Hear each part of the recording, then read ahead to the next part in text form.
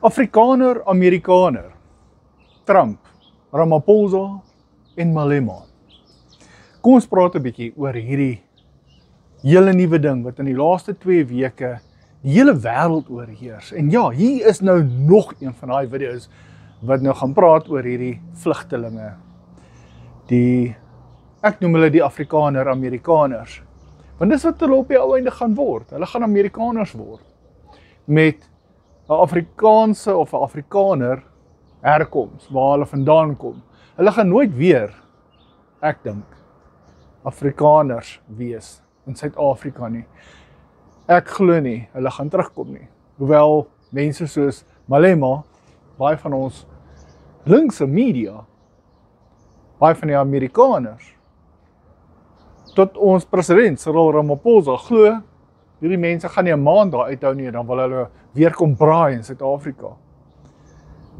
Ek glo dit nie sommer nie. Ek weet van baie mense wat nou oor is na Amerika toe, wat geëmigreer het. Mense wat daar begin werk het, wat gesê het, hulle wil nie terugkom Suid-Afrika toe nie, omdat dit 'n baie anderste wêreld is. Dis veiliger, dis skoner, en jou munisipaliteite, soos wat hulle daar, die counties, kyk na hulle as mense. Dis 'n effektiewe polisiediens, posstelsel, al die ander stelsels wat 'n mens verwag om te werk in 'n munisipale area, streek, werk. So hulle wil daar bly. Ek het nou onlangs 'n vriend wat nou oorgegaan het hierdie jaar, wat gesê het, hulle gaan net om te kyk hoe dit is, 'n bietjie daar te werk, en dan gaan hulle besluit, is dit nou een van die plekke waar hulle wil wees of nie. En dit was nie eers 'n volle week nie. Toe sê hulle wil daar bly. Dis amazing, dis 'n hele ander werk, hele ander wêreld, maar ook 'n ander soort werk. Hier in Suid-Afrika het hulle hard gewerk. Swaar sakke op bakkies gelaai. Met grawe en pikke gewerk. Jy weet, regte boere werk. Maar ook kennis opgebou. Toe hulle daar kom, nou werk hulle op 'n plaas waar 90% van die werk op 'n trekker is. Dis nie harde werk nie. Soos hulle sê, dit is joene. Dis 'n cushy job vir amper 4 keer die pay. Maar ook waar daar nie neergekyk word op jou nie. Al is jy Suid-Afrikaner. Hulle aanvaar jy kom van 'n ander land af.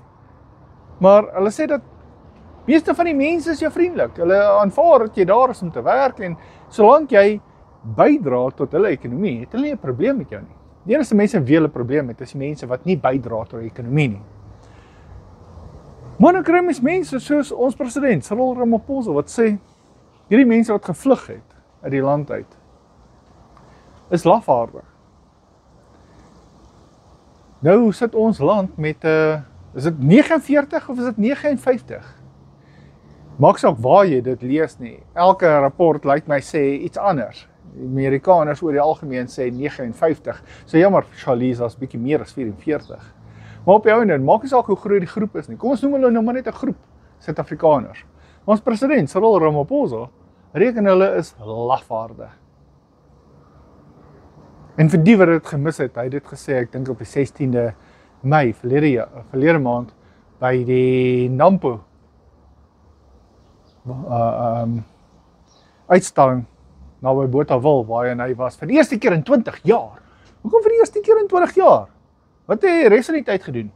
Of het hy nou gesien, hier is 'n geleentheid om te bietjie te gaan stofskop saam met boere, regte boere, nie mense wat plaaseienaars is en hulle self boere noem nie. Maar ongelukkig, hier het ons moet ook onthou dat in hierdie tipe wêreld van boere het jy verskillende klassifikasies, jy het klasse van mense. En dit is in enige gemeenskap so. Jy het jou ryk boer, jou middelklas boer en jou beginnerboer, jou onderste boer. Dit is nou maar hoe klasse werk. En ongelukkig meeste van die mense wat Nampo toe gaan, is daai elite boere, daai top ouens. En ons kan dit sien met die vliegtuie en die tipe karre waarmee hulle daar aankom. Helikopters. Ja, dis jou elite boere, is manne met geld. Mense wat plase koop, links en regs, groot plase besit. En hulle order mense rond. Maar hy het lanklaas dat hy 'n graaf in die hand gehad het en self op die landerye gewerk het. 'n bietjie graaf geskoffel het of enigiets. En hy sal vir jou sê, maar ek het geld, waarvoor moet ek gaan werk? Ja, exactly. Dan kry jy jou middelboere, wat 'n baie groot deel eintlik is, wat maar nog steeds baie van die werk self gaan doen. Hulle dalk ook op by Nampo, die paar van hulle wat kan bekostig om sy landerye te los vir daai ruk om Nampo toe te gaan. En dan het jy die beginnerboere wat regtig nie eens kan bekostig om 3 of 4 werkers aan te stel nie. En dan moet hulle self meeste van die werk doen wat gedoen moet word. Dan kry jy een man wat letterlik 3 of 4 mense se werk doen, wat in die ou dae hy sou betaal het om werk te doen. Maar soos die dinge nou maar is, dit is waar ons nou op die oomblik sit, waar ons boere het. En ek praat van landbouers, ek praat nie van boere, daar is 'n ander benaming, ons sal later daarby kom. Wat beginnerboere is, of kleiner boere, met 'n klein plaas, of selfs 'n plaas wat hy huur, en hy wil ook nou wel 'n bietjie bydra tot die ekonomie, of vir hom 'n bietjie van 'n inkomste, want onthou, waarom boer ons? Waarom boer mense? Vir inkomste. Dis 'n werk, soos enige ander werk, om 'n bietjie geld te maak. En as jy het groot maak, dan kan jy jou plaas uitbrei ensovoort. Boere is besigheidsmense, entrepreneurs. En op die einde word ons ook investors. Ons ploeg terug in ons eie land in, of in ander lande in. Maar daai kennis van boerdery is soos 'n kennis van enige besigheid, of jy nou selfone vervaardig, karre bou, of 'n chemiese ingenieur is. Boerdery is die kennis wat jy toepas om 'n produk te lewer, om te verkoop sodat jy kan geld maak daaruit. Dis besigheid.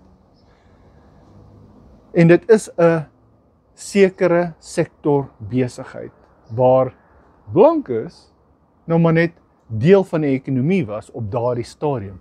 Hulle het hulle grond gekoop en hulle het plase gebou en hulle sit nou met 'n winsgewende besigheid. Nie plaas nie, besigheid. Mense is so maklik in die media, die internasionale media en die Suid-Afrikaanse media praat so maklik van boer, plaas. Maar hoekom praat hulle nie ook van winkel en die bestuur en die produkte binne in daai winkel nie? Dis dieselfde ding. Wat is die verskil? En dan sê hulle so maklik, maar die grond wat behoort aan wit mense. Ja, waar is die swart mense wat dan die grond wil koop? As jy wil boer en jy wil 'n boer wees, kom koop vir jou 'n stukkie grond. Dan klaar hulle die hele internasionale sfeer en hulle sê vir die res van die wêreld, ja, maar hier 7% of 4% of 7%, die kleinste persentasie van grond behoort aan aan swart mense, terwyl die grootste, kom ons sê 70%, ek is nie doodseker van die nommers nie, dit gaan nie vir my oor daai spesifieke nommers nie. Die grootste nommer behoort aan wit mense. Hoekom? Hulle het die grond gekoop. Ek weet nie van boere wat grond gevat het nie. Enige mense wat grond gevat het, is die regering van ouds. Dit is miskien deur boere gekoop, daai grond wat gevat is. Maar boere het betaal vir hulle grond. Want dit is 'n besigheid. En hier is waar die regering nou fouteer, omdat hulle wil grond wegvat van mense wat betaal het daarvoor. As 70% van die grond nog in wit mense se besit is, hoekom is dit so? Want swart mense wil nie die grond koop nie. Hulle wil dit hê. Hulle wil hê dit moet gratis aan hulle gegee word. En dit is waar die wêreld, en baie mense in Suid-Afrika, ook nie mooi verstaan hoe die proses werk nie, die regverdigheid van die proses. En as jy, ek wil nie hierdie 'n rassistiese rasseprobleem maak nie, maar dit is ongelukkig 'n rasseprobleem. En die regering het die probleem geskep, omdat hulle wit teen swart draai deur hierdie proses. En enige swart man wat hierdie video kyk, gaan dit vir homself ook uitfigure. Dit is 'n regering teen wit probleem. Niks anders nie. Dis die regering wat beloftes gemaak het aan die mense wat vir hulle stem, wat die grootste gedeelte swart is. En hulle het aan hulle beloof, ons gaan vir julle grond gee.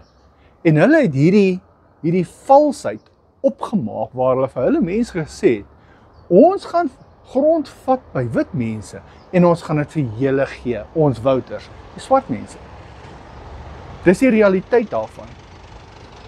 En nou kom hulle met allerlei valshede wat hulle verdraai tot hulle voordeel om dit te regverdig. Soos hierdie ding van sê, maar ja, meer as 70% van die grond in Suid-Afrika behoort aan wit mense. Ja, want ons het dit gekoop. As jy dit wil hê, koop dit. Maar hulle wil dit nie koop nie. Hulle wil dit net hê. En hier is waar daai threat of expropriation bestaan en altyd gaan bestaan. En dit is wat die regering nie wil hê die res van die lewe moet, res van die wêreld moet besef nie. En kyk nou, soos Donald Trump, en weet of ek nou ondersteun van Donald Trump is of nie. Die man is nie so dom soos mense wil voorgee hy is nie.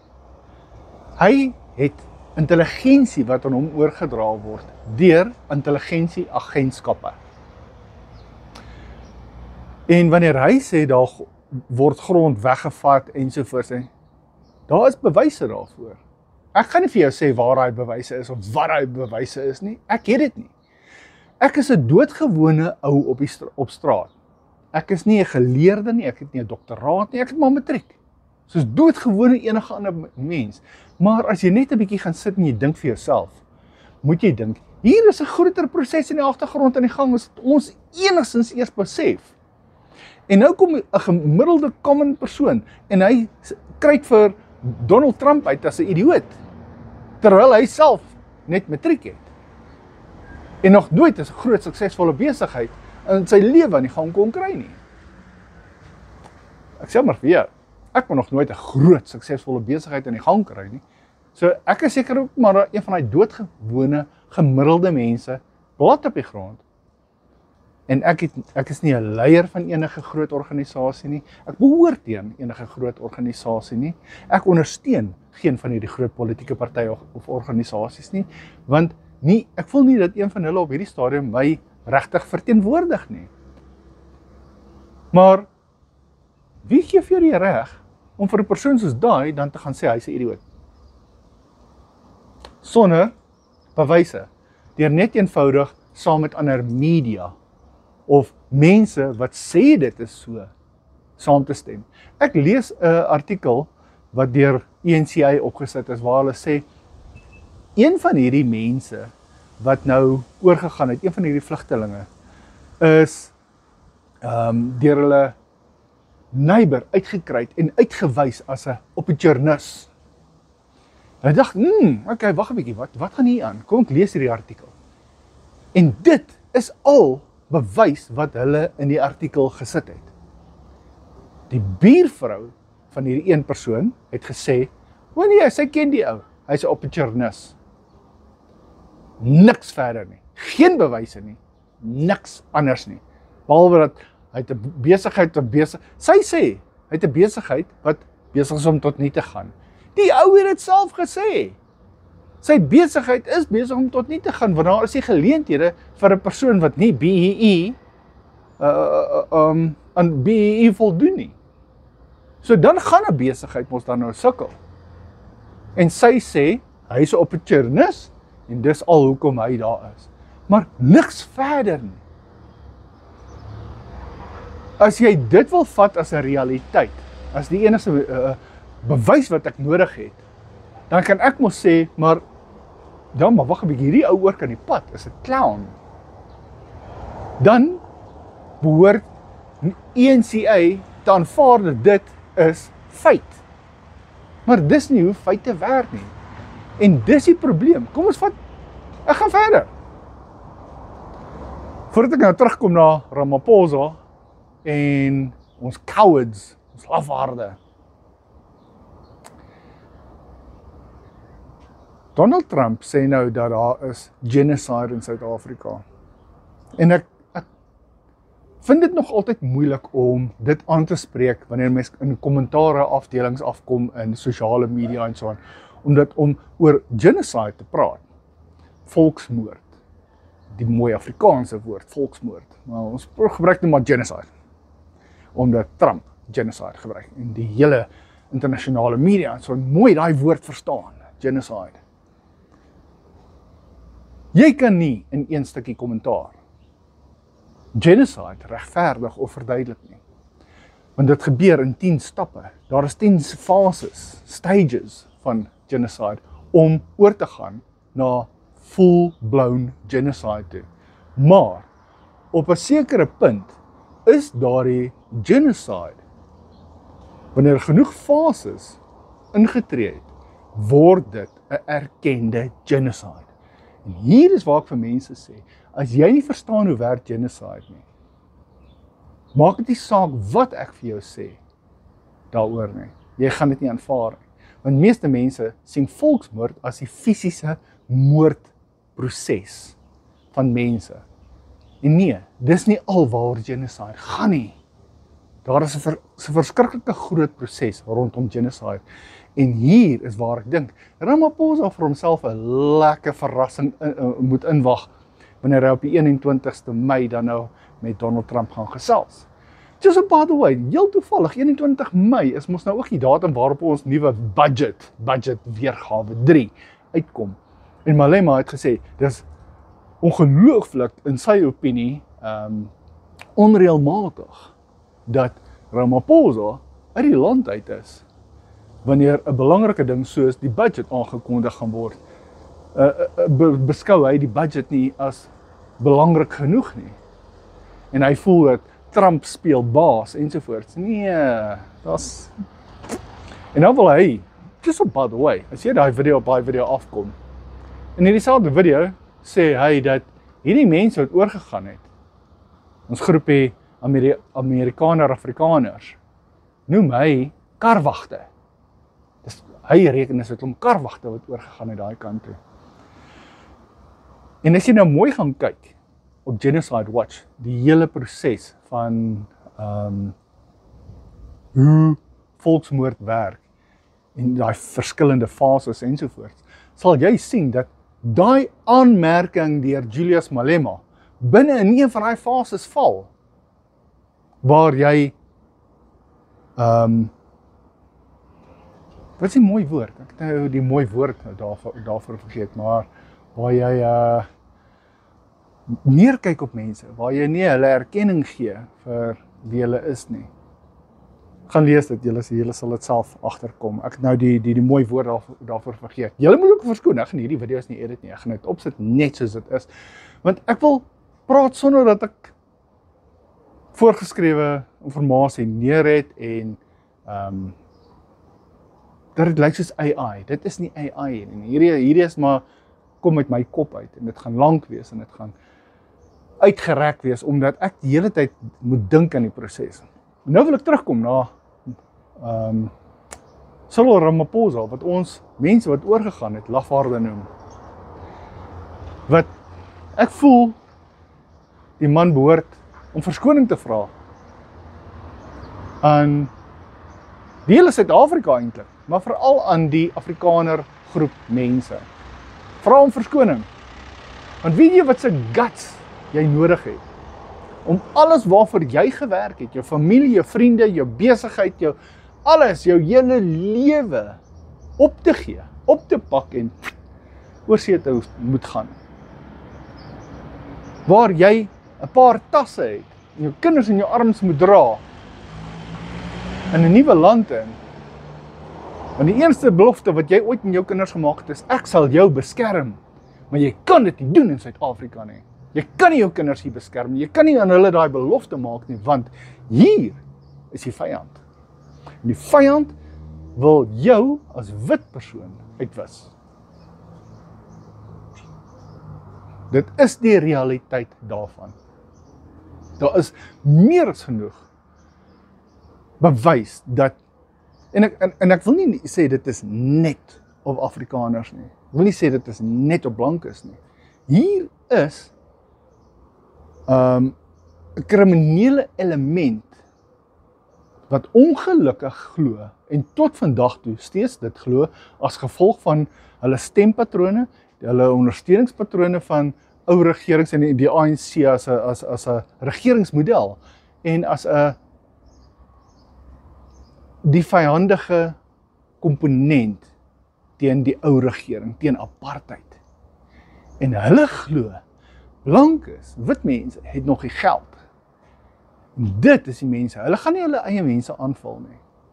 Want gaan jy na enige buurtes toe waar hulle mense, die ANC stemmers is, as jy daar gevang word, steel jy net 'n fiets, gaan hulle vir jou reg sien. Daai mense het nie genade met hulle eie mense nie. En hulle weet dit. Dit gebeur van tyd tot tyd. Ons het al gesien. Maar dis 'n gewelddadigheid wat hulle nou oorbring na wit buurtes toe, of wat hulle glo is wit buurtes, wat in baie gevalle selfs dan swart mense se ryk huise is. Het gebeur maar hier is waar die probleem nou inkom, wanneer daai aanvalle dan nou op wit mense geteken word, en hulle daai wit mense in 'n huis kry, dan raak hulle, die aanval raak lelik, omdat dan kom die haat uit. Daai haat wat 'n mens self sien in die kommentaar afdeling op enige van hierdie tipe video's. En ek kan jou waarborg, selfs op hierdie video, as daai vyandige element van swart mense hierdie video kyk, hy gaan nie eers die hele video klaar kyk nie. Hy gaan miskien die eerste paar minute kyk en dan gaan hy kommentaar lewer en vir my sê, ja, maar hoekom pak ek nie my goed en gaan Amerika toe nie? Hoekom moet ek gaan? Hoekom moet ek Amerika toe gaan? Vir wie moet ek Amerika toe gaan? Ek sal Amerika toe gaan wanneer ek besluit, dit is tyd om te gaan. Op my eie terme. Niemand gaan my forceer om soontoe te gaan nie. Maar ek het respek vir elkeen van die mense wat besluit het om te gaan. Maar dit is jou reg om te gaan. Jy kan gaan Amerika toe as jy 'n beter lewe soek. Of 'n veiliger wêreld as jy glo dat dit jou gaan wegbring van daai element waarvoor jy vrees het. Ek het op hierdie stadium nie vrees vir enige van die elemente nie. Ek kan aanvaar dat ek gaan dalk dit nie oorleef en oor kan gaan saam met 'n paar ander mense nie. Daar gaan dalk 'n dag kom wat ek nie meer daar gaan wees nie, omdat hulle my gaan uitwis. So be it. Maar hier gaan ek bly, van nou. Tensy ek 'n uiterse goeie rede kan kry om te wil gaan. So ja, nou het ons ons het Malema bespreek, ons het 'n bietjie van Trump bespreek, en ons het 'n bietjie van Cyril Ramaphosa, daai groepie bespreek. Die laaste ou wat ek wil bespreek is John Steenhuisen, wat nou saam met hierdie groepie Amerika toe gaan, gaan hy vir Cyril Ramaphosa ondersteun. Ek weet daar is 'n paar ander mense, maar ek wil spesifiek John Steenhuisen aanspreek. Want hy is, in my opinie, mag verkeerd wees. Hy sal my in die toekoms iewers moet verkeerd bewys. Hy's captured deur die GNU, die RNE, die regering van nasionale eenheid. Want van die oomblik wat John Steenhuisen en die DA deel geword het van hierdie RNE, hierdie GNU, het hulle nog niks gedoen behalwe praat oor hier en daar 'n dingetjie en gesê het, maar ons ondersteun dit nie. Hulle het al die dinge wat hulle in die verlede vreeslik verdedig het en so aan, het hulle laat vaar. En nou gaan hy as 'n polished standbeeldjie saam Amerika toe. Want Cyril gaan hom uithaal en vir Trump sê, "Hey, maar wag 'n bietjie. Kyk hier. Kyk my wit ouetjie. Hierdie is my wit ouetjie.